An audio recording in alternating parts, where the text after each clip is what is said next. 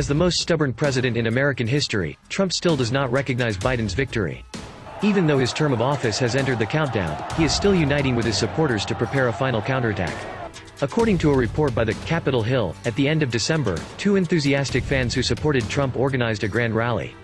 More than 60,000 people have expressed that they will attend Trump's inauguration on January 20th in order to oppose Biden's rise to power. Although Trump himself did not respond positively to this, he expressed his strong dissatisfaction on Twitter. "I am very disappointed in the United States Supreme Court, and so is our great country." Trump even tweeted a mobilization order for his fans, asking for a mass protest in Washington, D.C., on Jan. And while the U.S. Senate and House of Representatives will hold a joint session on January 6 to confirm the Electoral College vote, while Trump has been reluctant to admit it, his calls to Georgia election officials to find electoral votes likewise confirm his defeat.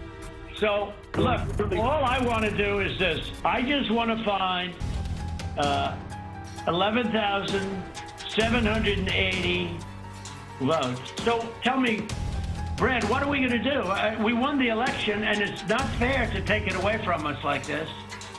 And it's going to be very costly in many ways. And I think you have to say that you're going to re-examine it. We have to stand by our numbers. We believe our numbers are right.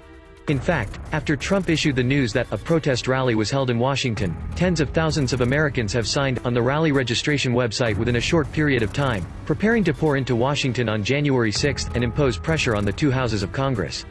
This approach was strongly opposed by the Washington Police and the U.S. Centers for Disease Control and Prevention.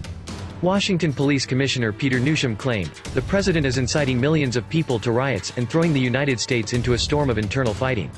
The U.S. Centers for Disease Control and Prevention also issued a warning: Trump supporters generally do not want to wear masks. The protest rally will further worsen the COVID-19 epidemic in Washington.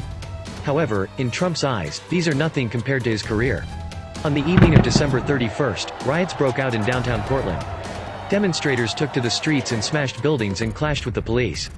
Many shops and banks on the roadside were smashed, and some demonstrators even set fire on the street, and then began to besiege the Federal Court and Justice Center building. However, such riots still failed to allow the Trump administration to make any expressions. Obviously, Trump can openly encourage riots on the internet for his own self-interest, and completely put the American people on nowhere. This kind of killing with a knife of somebody else is enough to see as despicable. Of course, these are only his last stubbornness, but it is a pity that the stubbornness of a politician has to come at the cost of the entire turmoil in the United States.